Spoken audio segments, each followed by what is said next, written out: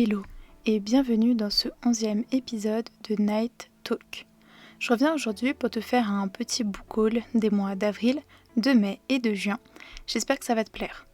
Ce book haul est un petit peu moins conséquent que le précédent, mais j'ai quand même 11 livres à te présenter aujourd'hui, alors on commence sans plus tarder.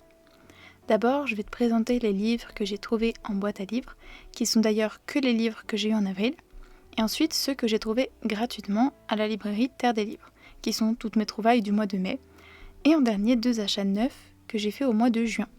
On commence donc par le mois d'avril et les trouvailles de boîte à livres avec Le Saut de l'Ange de Lisa Gardner, publié aux éditions Le Livre de Poche. Ce thriller commence par un accident de voiture. Lorsque la police arrive, la femme au volant leur dit que sa fille, qui était avec elle, a disparu. Mais le mari de cette femme leur annonce que cet enfant n'existe pas. Pourtant, il y avait bien quelqu'un dans la voiture. Mais qui est-ce ? C'est un thriller qui m'intrigue énormément. Il a été dans ma wishlist pendant très longtemps et lorsque je l'ai trouvé dans la boîte à livres d'un camping, j'ai été ravie.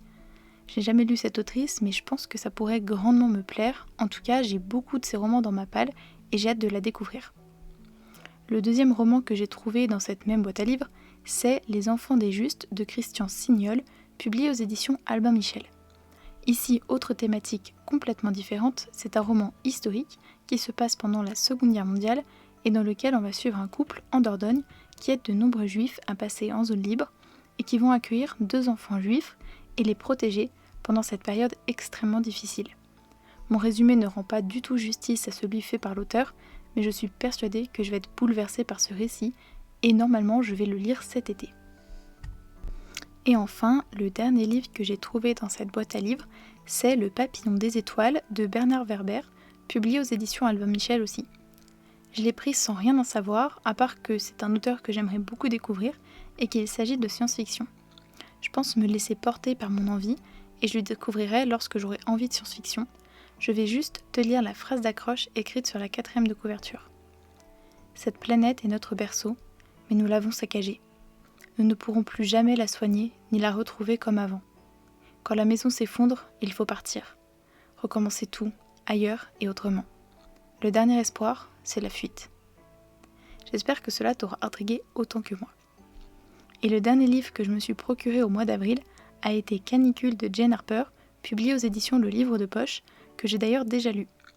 C'est un thriller que j'ai trouvé dans une boîte à livres dans un petit parc pendant mes vacances aussi. C'est le premier tome d'une trilogie avec le même enquêteur et j'ai adoré ma lecture. Mais comme nous ne sommes pas ici pour faire un bilan lecture, je vais juste te le résumer. L'histoire se passe en Australie pendant une énorme canicule qui va d'ailleurs conduire Luke à tuer sa famille avant de se suicider. Lorsqu'Aaron, un ami d'enfance de Luke, revient dans son village natal pour les funérailles, il va commencer à enquêter sur la demande des parents de Luke qui s'interrogent sur les motivations de leur fils à passer à l'acte. Petit à petit, le doute s'insinue dans l'esprit d'Aaron, mais ses recherches vont aussi remuer un passé douloureux que certains préféreraient voir enterré. Et maintenant, passons au mois de mai avec les trouvailles de Terre des Livres, et on commence par Les Colombes du Roi Soleil, le tome 1, de Anne-Marie Despladuc, publié aux éditions Flammarion. C'est un livre historique jeunesse où l'on va suivre plusieurs jeunes filles issues d'un orphelinat se faire leur place dans un monde régi par la royauté sous le règne de Louis XIV. Je l'ai pris par nostalgie, je l'admets, car j'avais adoré cette série quand j'étais petite. J'adorais les histoires d'amour des personnages, mais aussi le fait que c'était des jeunes filles plutôt fortes et indépendantes pour l'époque. J'aimerais relire au moins ce premier tome par nostalgie, mais aussi par curiosité pour voir ce que j'en penserais maintenant. Alors j'ai profité de le trouver gratuitement pour le prendre. J'ai aussi trouvé Les Refuges de Jérôme Loubry, publié aux éditions Le Livre de Poche. C'est un thriller qui se passe sur une petite île en Normandie, donc je pense que ce sera parfait à lire pendant mes vacances en Bretagne. Oui, c'est pas la Normandie, mais c'est pas si loin. Dans ce roman, on va suivre Sandrine, qui doit aller vider la maison de sa grand-mère après sa mort, mais quand elle arrive sur l'île, elle se rend compte que tous les habitants sont très étranges et semblent avoir peur et cacher quelque chose. Un mystère plane autour de la mort de sa grand-mère et un camp de vacances qui aurait fermé subitement en 1949. Quelques jours après son arrivée, Sandrine est retrouvée errante sur une plage hors de l'île, couverte du sang de quelqu'un d'autre. Ce roman m'intrigue énormément, j'en attends beaucoup car le résumé a l'air génial. J'espère vraiment l'aimer et je pense qu'il va passer à la casserole cet été. Passons maintenant à un roman d'horreur avec Rose Madder de Stephen King. Comme à chaque fois avec les romans de cet auteur, je les prends dès que je les trouve sans rien en savoir, je l'avoue, donc je ne pourrais pas vraiment t'en faire un résumé, mais je reviendrai sans faute t'en parler plus tard, dès que je l'aurai lu. Pour rester dans la thématique du thriller et de tout ce qui va avec, j'ai trouvé le premier tome d'une saga de thriller de Mons Kallentoft, désolée je sais pas du tout comment ça qui s'appelle Hiver, publié aux éditions Point. C'est une saga qui se passe en Suède et l'enquêtrice Malin Force va découvrir un cadavre nu, complètement gelé et pendu à un arbre. Est-ce un suicide ou un meurtre ? D'autant plus que de nombreux personnages peu recommandables semblent être liés à cette affaire. Évidemment, je ne vais pas lire ce thriller tout de suite, tu t'en doutes, la saison n'est pas tout à fait appropriée, mais il me tente énormément. Et le dernier livre pour ce mois de mai, c'est un recueil de 2 nouvelles de Jules Verne avec Les Révoltés de la Bounty, suivi de Un drame au Mexique, publié aux éditions Gallimard Jeunesse. Je sais pour le premier texte qu'on va suivre une mutinerie de l'équipage de la Bounty contre son capitaine tyrannique, mais pour le deuxième texte, je n'en sais rien du tout. En même temps, comme ce sont des nouvelles, c'est pas plus mal que je n'en sache pas trop non plus, je découvrirai au fur et à mesure. Et enfin, pour le mois de juin, ce sont 2 achats neufs que j'ai fait en direct à une autrice auto-éditée, Gaëlle Bonacieux, dont je lis à peu près tout ce qu'elle publie car j'adore sa plume et ses romans. Ce sont donc 2 romances très différentes, mais qu'il me tarde de découvrir et que je suis sûre que je vais adorer comme toujours. Le premier, c'est Rockstar Latte et Cœur Fêlé.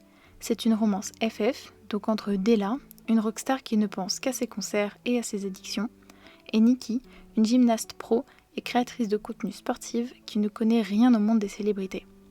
Si je devrais résumer cette romance en une phrase, j'utiliserais celle écrite à la fin du résumé, car elle me semble parfaite. Une romance sportive, vs célébrité, slow burn, hot et bouleversante. Voilà, j'ai bien hâte de revenir vous en parler en tout cas.